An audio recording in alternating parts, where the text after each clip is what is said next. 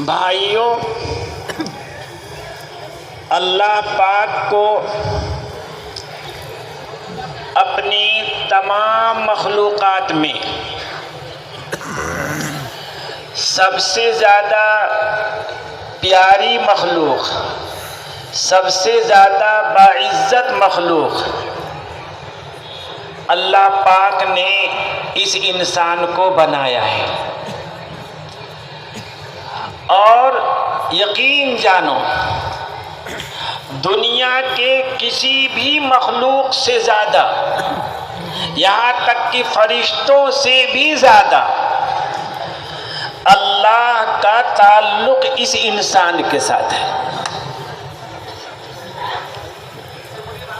دلیل اس کی، جب اللہ پاک آدم علیہ السلام کو ان کی پوری ذریت کے ساتھ اس زمین میں بھیجنے لگے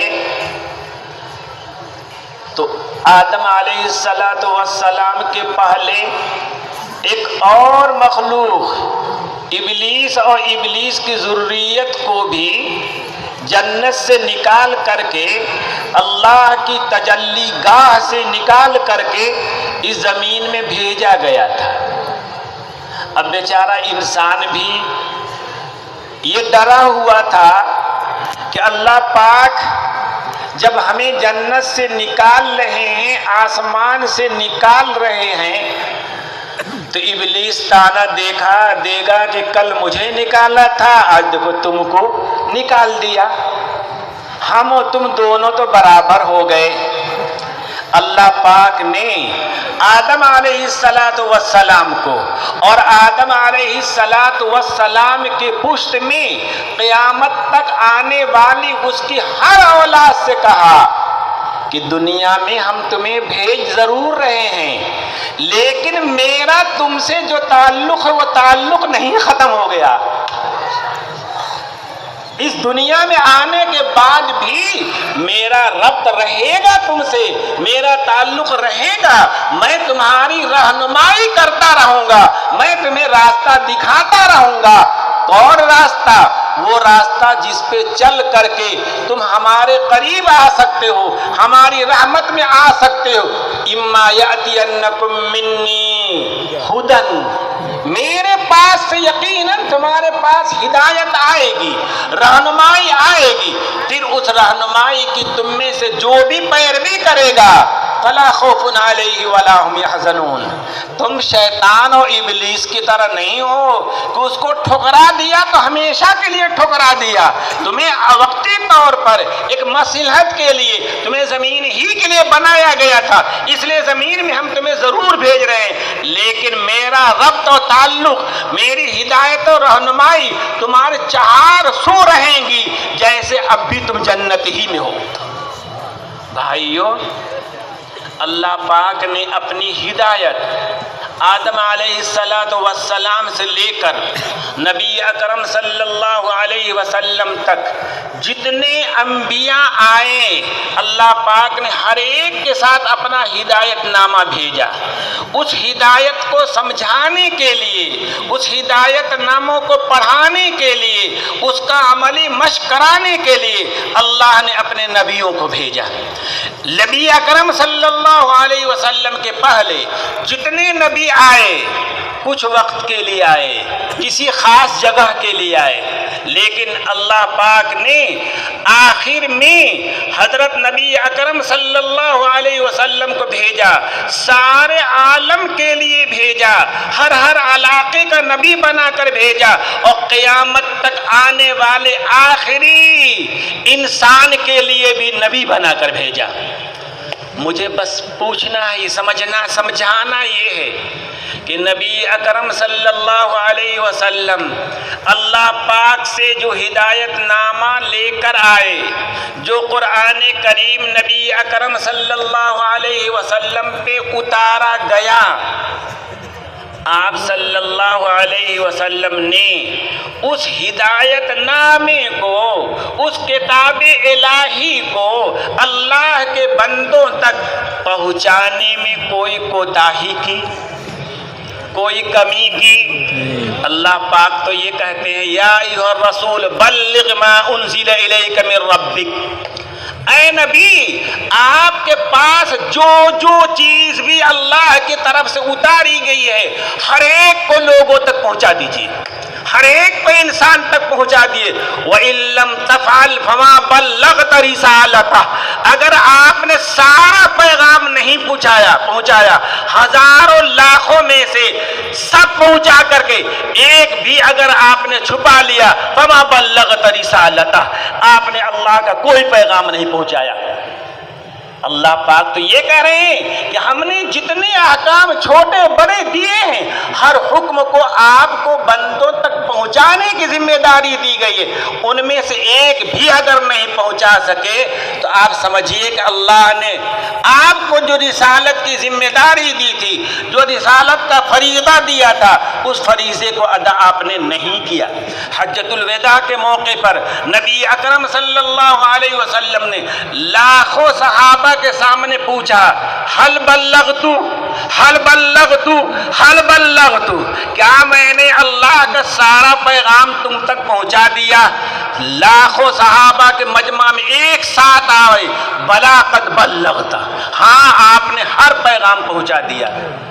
اب 1200 سال کے بعد کوئی کہتا ہے کہ نبی کا یہ پیغام، اللہ کا یہ پیغام نہ نبی پہنچا سکے، نہ صحابہ پہنچا سکے، نہ ائمہ مجتہدین پہنچا سکے، ہم نئی کتاب لکھ کر کے پہنچا رہے ہیں۔ یہ ہے غیر مقلدیت، یہ خائن قرار دیتے ہیں نبی اکرم صلی اللہ علیہ وسلم کو، یہ صحابہ رضی اللہ عنہم کو مورد الزام ٹھہراتے ہیں کہ انہوں نے اللہ کا پیغام نہیں پہنچایا۔ حضرت امام زرع رضی اللہ عنہ سے انہوں نے دین اسلام کو، واللہ انہوں نے دین اسلام کو جو نبی اکرم صلی اللہ علیہ وسلم لے کر آئے تھے، جو اللہ کا آخری پیغام تھا، انہوں نے یہ سمجھا کہ یہ عیسائیوں کی طرح کوئی دین ہے، یہ یہودیوں کی طرح کوئی دین ہے، یہ ہندوؤں کی طرح کوئی دین ہے، جو ان کے نبی سے ایک آدھ دو نے بیان کر دیا بس۔ ابو زرع رضی اللہ رحمۃ اللہ علیہ سے پوچھا گیا کہ نبی اکرم صلی اللہ علیہ وسلم کی احادیث کو نقل کرنے والے احادیث جو قرآن کریم کی تفسیر ہیں کچھ اور نہیں ہیں، نبی صلی اللہ علیہ وسلم کی پوری زندگی قرآن کی تفسیر کی سوا کچھ بھی نہیں ہے۔ حضرت عائشہ سے پوچھا گیا کہ نبی اکرم صلی اللہ علیہ وسلم کے اخلاق کیا تھے، عادات کیا تھے، طور طریقہ کیا تھا؟ انہوں نے کہا اما قرأت القرآن، کیا تم نے قرآن نہیں پڑھا کہ تمہیں مجھ سے پوچھنے کی ضرورت ہے کہ حضور کے اخلاق کیا تھے؟ کان خلقہ القرآن، قرآن ہی آپ کی عادت تھی، قرآن ہی آپ کے اخلاق تھے، قرآن ہی آپ کا قول ہے، قرآن ہی آپ کا فعل ہے، قرآن ہی آپ کی تقریر ہے، سب کچھ قرآن ہی ہے۔ کان القرآن خلقا، قرآن ہی آپ کا اخلاق تھا۔ نبی اکرم صلی اللہ علیہ وسلم کو اللہ پاک نے 3 ذمہ داریاں دی ہیں۔ ربنا وابعث فیہم رسولا منہم یتلو علیہم آیاتہ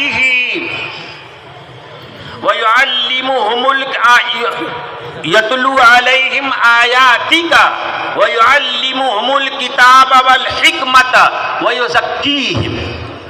ابراہیم علیہ السلام دعا کر رہے ہیں کہ الہ العالمین میری نسل میں آنے والے انسانوں میں انہی میں سے ایک رسول بھیج دیجئے۔ کام کیا کرے گا؟ یتلو علیہم آیاتک، وہ ان کے سامنے آپ کی آیتیں پڑھے گا، پڑھ کر ان کو پڑھائے گا۔ وَيُعَلِّمُهُمُ الْكِتَابَ وَالْحِكْمَةَ، اور ان کو کتاب قرآن کریم کی اور اپنے سنت کی تعلیم دے گا، سکھلائے گا۔ وَيُزَكِّيهِمْ، اور ان کو ہر طرح کی گندگی سے صاف ستھرا کرے گا، کفر سے صاف ستھرا کرے گا، شرک سے صاف ستھرا کرے گا، برے اخلاق سے ان کو صاف ستھرا کرے گا، نکھارے گا۔ اب اگر کوئی یہ کہتا ہے کہ قرآن کریم صحابہ نہیں پڑھ پائے تھے، ہم 1200 سال کے بعد پڑھیں گے۔ کتاب و سنت کی صحیح تعلیم آپ نے صحابہ کو نہیں دیا تھا، ہم اب نئی تعلیم دیں گے، نئی سنت سکھلائیں گے۔ تو بھائیوں کیا کہہ رہا ہے کہ حضور اپنے مشن میں ناکام رہے، حضور اپنے مشن میں ناکام رہے۔ 23 سال شب و روز رات اور دن اللہ پاک نے صحابہ کی تربیت میں لگا دیا، لیکن عمر جیسے لوگ 20 رکعت کے بدعت ایجاد کرنے والے رہے۔ یہ کہہ رہا ہے وہ۔ بھائیوں میں کہہ رہا ہوں ان کو غلط فہمی ہوئی ہے، غلط فہمی ہوئی ہے کہ دین اسلام کو انہوں نے دوسرے دینوں کی طرح سمجھ لیا ہے، جو ایک آدھ دو آدمی سے نقل ہوا ہے ان کے نبیوں سے۔ میں یہ کہہ رہا تھا کہ حضرت امام ابو زرعہ سے پوچھا گیا کہ حضور صلی اللہ علیہ وسلم کی احادیث کو نقل کرنے والے کتنے ہیں؟